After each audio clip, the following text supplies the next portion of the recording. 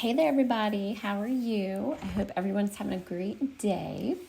I wanted to hop on here really quick and talk about a really cool tool and something that you can do in Photoshop that can drastically change your images with relatively not too much work in Photoshop. So let's dive in.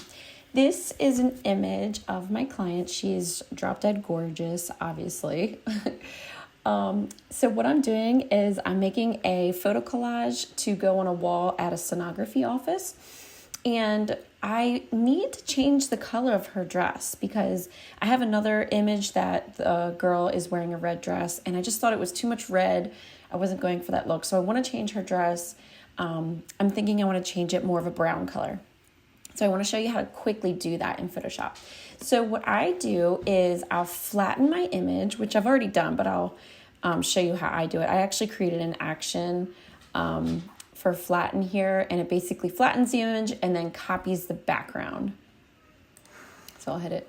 You always want to copy your background. You want to make an additional layer on top of your background. You don't want to work directly on your background because if you mess up, you can't really go back and change anything. If you have layers on top of your background, you can always, delete that layer if you mess up, and then you still have your background to work with. Okay, so I flattened my image. I copied my background onto an additional layer. Now, what I want to do is take the quick selection tool. So you're going to hit this button here. I use this tool pretty much every single time I edit. I love this tool so much. So make sure the plus over here is highlighted. And you want to grab the whole image. So basically you're selecting, it's a quick select tool, you're selecting the entire image. So you can hit Command A or Control A if you're on a PC, and that grabs the whole image. Or you could just use the little plus button here and click and then drag across your entire image and it'll grab everything. So now what I want to do is I want to unselect only my dress here, only the red dress. So I'm going to go back over here and hit the minus button, the minus quick select button. See that right there on the top left.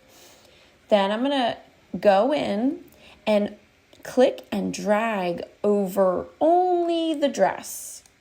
First of all, can you guys see how amazing that tool is? See how Photoshop figures out exactly what you're trying to do? I love that. So I clicked and it grabbed all of this. Now I'm going to click again. It grabbed all of that. Thank you, Photoshop, for doing all that work for me, so I don't have to go in and manually grab it all.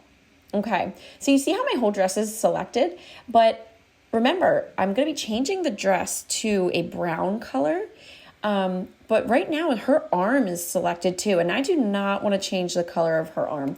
That's weird. We're not going for that today. So I'm going to go back over and grab the plus button, and I'm going to go ahead and hit her arm. So I'm clicking her arm and dragging down to make that whole selection of her arm and her hand, and really this little leaf here too. So that means it's a part of this background area. Basically, I only want to unselect the dress. Okay. So another thing that I notice a lot of people don't do this. So when you are making a quick selection with your quick select tool, you want to definitely go into select and mask up here, top middle of your screen. Select and mask. I have all of my sliders over here set to 0. I just want a really soft selection. So what this is going to do is it's going to make my selection of the dress, it's going to have a soft edge. That's kind of hard to understand if you don't know what I'm talking about. But sometimes in Photoshop, if you grab something, it can have a very hard edge and it won't look realistic. In real life, everything is soft and it just flows softly. So what we want to do is take our select and mask little icon here, and we're going to drag it across our selection. So basically drag it across. I'm clicked and dragged across her dress, and that's just softening my selection here. Remember, we also we unselected her arm. So I need to go and outline that as well. So I'm click and drag across all of that. Now you hit OK. And now you can see only the dress is selected, and you see kind of these marching ants. That's showing you where your selection is. So you see how it grabbed this little flower here, and it kind of grabbed some of this foliage over here. We don't want that. So we're going to go back over to, actually it's already in the little plus icon. So let's just keep it here. And we're going to click over these little areas that it grabbed, that it wasn't quite sure what we wanted. It's okay. We won't be mad at Photoshop. Photoshop is pretty awesome, but sometimes you got to help Photoshop out. So I'm going to go back behind and just clean up some of these. So you see how the dress, it made a little selection here. I'm going to go back into the minus tool, and I'm going to unselect those little areas. Photoshop is incredible, but sometimes it grabs more than what you want it to. See this little flower here? Gotta unselect that.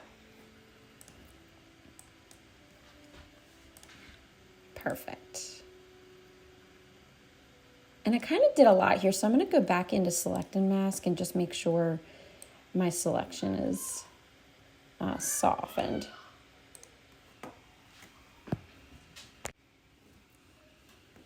Wonderful. So now what I'm going to do, now that I have the marching ants that has grabbed all around my dress where I want to select, I'm just going to hit Command J.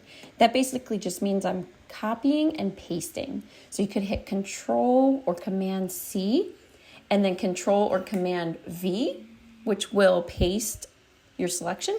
Or to make it easy, you can hit Command J. Now, if you'll notice over in our Layers panel, we now have an additional layer called Layer 2. And if you look really closely, you can see that her dress is transparent. It just is an empty space. And that's what we want, because we're going to fill that in now with a new color. So I want you to click on Layer 1, the layer below the layer we just created. So click on Layer 1. Now go up to your Adjustments panel right here and hit your Hue and Saturation. All right, so this is the fun part. So what you're gonna do is scroll down, and you're gonna check this little box next to Colorize. Boom, look at that. Now watch how cool this is. If I take my slider up here at the hue, you see hue here? Take this slider, watch her dress. Isn't that the coolest thing? I mean, you could literally make her dress any color you want. Ooh, I think I might wanna do green. Either green or brown. So you see what I mean? It's so cool. I mean, you can do anything. Okay, so what I'm gonna do for this image is brown. So I can hit my hue to the color that I want, and then you can play with it. So here, the slider under hue, it says saturation. You can play with that to give it less or more saturation of the color. I'm thinking right around there. And then also you can lighten or darken your color that you chose. I think right around there is nice. And that's pretty much it. What do you think? So we have our before, which is beautiful, and our after. I would like to leave it red, but I just can't for this particular photo collage because it would be too much red. So I'm really liking the brown. So what did you think? Do you have any questions, or was that kind of easy to understand? I hope I explained it easy enough. Sometimes I get going and I just talk and I don't actually explain what I'm doing. So I'm trying to get better about that. So let me know down in the comments below if you have any questions on what I covered today, or if you want me to try another color or anything like that, let me know.